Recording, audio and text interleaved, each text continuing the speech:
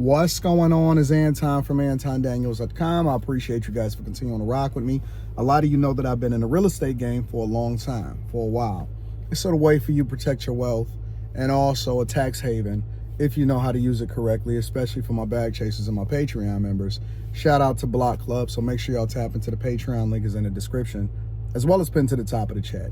But one thing that I see in the game, and it's a whole lot of ways that you can get into real estate, but I have a lot of friends that are in the buy and rent out phase because they're not necessarily trying to make a whole lot of money, but at the same time, it allows for them to continue to be able to protect their wealth.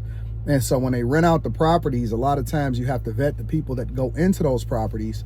And some of my friends, or some of the people that's in the community, in the rental community, they'll take anything. You know, some people that take Section 8, and there are some people that just want to get a tenant in, and it depends on the community that you're in. It depends on the area that you develop. It depends on the quality of the property and how much the property is and how many bedrooms, or if it's a condo, and all of those different details. But one of the common threads that I see, and one of the common themes that I see amongst my friends in my community, is that most of the evictions, and when I say most, I'm saying overwhelmingly, the majority of the evictions that we see, and I don't know if it's just our market in Michigan and Metro Detroit, that means it's Detroit plus all of the surrounding areas. I don't know if it's just my market, and maybe the phones be listening to me because I also be seeing it in my algorithm on social media, is that there are a lot, and when I say a lot of women that are getting evicted. Now, I don't know where you can find the data and the statistics, or if it also just coincides with women wanting to be absolutely transparent with the fact that they are getting evicted. But men don't typically go online and say, hey, I'm getting evicted, I'm losing my place. I'm not even sure that I've ever met a man that has either A, gotten evicted, or B, admitted to getting evicted.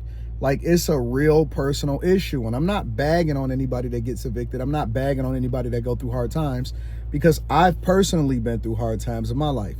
So it's not a thing. And I've never gotten evicted, but I've been through hard times. I've been laid off. I've lost jobs and all of that. And so this is not a shaming conversation. This is not, me trying to hold you accountable, because life can happen to anybody. Life be life, and that's just the real. You know what I'm saying? It can happen to anybody. It can happen to men. It can happen to women. Most of the people that come up to me when I, do my volunteerism or I tap to the streets, and y'all have seen as a part of my vlog, most of the guys that are homeless, they just take their ills and they take it on the chin. But it is men that I see that are openly homeless, and it's a lot of women that are homeless too, but men are more openly homeless. And I have a theory behind that as to why men are openly homeless, but women aren't. And it's because a lot of women have something that men desire that allows for them to be able to get a leg up on men. It's just the nature of the beast. It just is what it is. There's nothing that you can say about it or not. And all I can do is give my advice, and this is what I'm going to do for you. A lot of women have how do we want to say this? A lot of women have a really, really interesting fallback plan. It's the reason why OF has millions of women on there, even though you only have 350 million people inside of the United States of America, right? A lot of women have a really, really great fallback plan. And you know what that fallback plan is? Is that they can always find somebody somewhere to live, or they can always find a guy to take them in and beg their way back into, having a place, even if it's for the night, even if it's for the weekend, it's for the month. I have seen women basically marry themselves out of homelessness, out of duress. And what I want to tell you guys, and women, because I think that women, they openly have this conversation, and they say, never let a man move into your house. I say, never move into a woman's house, because it gives her power and dominion over you. And the minute that you get out of line, or the minute that you subject yourself to her, she can then put you out. Aside from the fact that you need to be having your own as a man, never under any circumstance move into a woman's house. She already own it, or she already paying a mortgage on it, or she renting it, or whatever it is, and she's taking care of it 100% before you got there. And then she said, hey, move in with me, even if you can contribute to the rent, even if you know what I'm saying, say that, yo, yes, I got you, or whatever, so on and so forth. Never under any circumstances move into a woman's house. On the flip side, never let a woman move in with you that is not your wife. This is going to be a hard one because I know that a lot of y'all like to simp out. A lot of y'all like in-house box. She promised you that she was going to cook and clean and she was going to be a traditional woman and all of that. Listen to what I'm saying, family. Before you get with her, and this is the way that you protect yourself as a man, she gotta be able to be a grown adult and take care of herself before she even get in that with you. That is basic, right? We have to stop allowing for women to have nothing and to come into everything just because you want to prove that you are a masculine man or you're a traditional man, or, you know, you have the 5 love language and your language is giving or whatever it is, gifts of whatever, gifts of frankincense and myrrh. You have to stop being used, family. And I know that y'all gonna justify it and make an excuse and say, well, every man pay for it. No, that's not true. That's not true. Married men pay the most. No, that's not true. Because if you got a real one and you got a woman that's purposeful and you give her purpose, she's supposed to be adding that much value back into the household. She should be working for you eventually.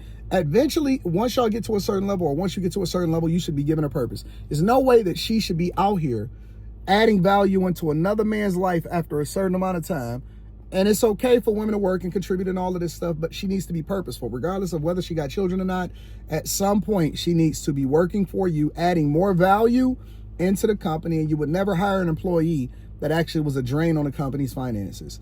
The reason why, I'll just use myself as an example. The reason why my wife can get certain things, or she can do whatever it is that she want to do, and she can expense certain things, is because she actually runs the real estate arm of my company. The whole development, building properties, she's the one that oversees building the houses. And so I've given her purpose. And what use do I have for you if I can't leverage you to make more money and add more value and do more things that can actually be beneficial to me, which is ultimately the one that's benefiting you, right? You are the one that benefits from whatever it is that we got going on here. But a lot of guys tend to want to have a savior complex. And it is even women on social media that's saying, yo, don't do nothing because, you know, you emasculate him if you do for yourself and let him save you and all of this stuff. They are teaching each other. They are leveraging your ignorance and your stupidity against you so that they can take advantage of it. And all you feel like she got to do is give box. And that means that you ain't used to it.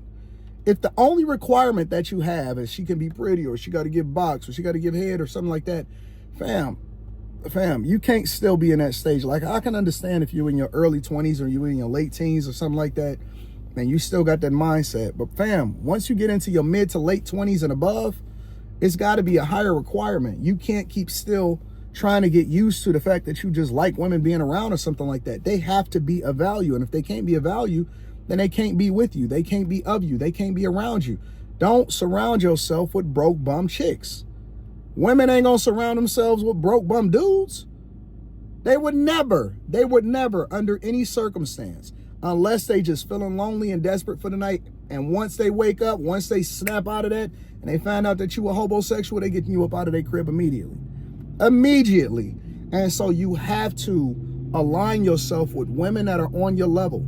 If she don't have her own, and I'm not saying that she got to be rich or anything like that, but if she is not commensurate with where it is that you're going, because you're gonna continue to level up, you're gonna continue to become great, you're gonna be successful. If you're not talking to a woman based off of the fact that she needs to match where it is that you going in life, and she needs to be a solid, able-bodied adult that also take care of her own bills and pay her own student loans off, and don't marry a woman before she pay off her student loans, because that could become your burden. But that's a whole nother conversation. The point that I'm making is that you have to pick women and surround yourself with women. Oh man, but it ain't that many. You don't need but one. And if you're just a player like that, which I don't advise because that could be a bigger headache, you can get you 2 or 3 or whatever, but don't hang out with women, or don't hang out around areas where women are desperate and bum and is always begging. Ain't nothing worse, in my opinion, personally, than a begging woman. And so we got to do better. We got to be smarter. We got to take better advice from people that can actually give you the game on how to be successfully married or in a relationship, or you know, how not to get all of your resources sucked dry because everybody trying to tell you that you need to be a provider. I'm not saying that you shouldn't be a provider, but it has to be, you know, don't get misused. We all are using each other for something. And it's nothing wrong with leveraging the value that somebody adds. You know, that's what networking is. That's what being around productive people is. But don't get misused by people that's looking to take advantage of you just because they're looking for a place to stay. Don't do that. Don't do that. She trying to save money, so she gonna move in with you. She gonna slowly move in with you. No, you can't move in with me. You gotta have your own place in your home space, and then we gonna figure it out from there. Anyways, I'm gonna read the comments and check y'all out. I love y'all. I appreciate y'all. Thank y'all for holding me down again. Make sure y'all tap into the Patreon. Link is in the description. Teach Hanley, 40% off your first order, 20% off for life. I love you. I appreciate you. I'm gonna holler at you later. Peace.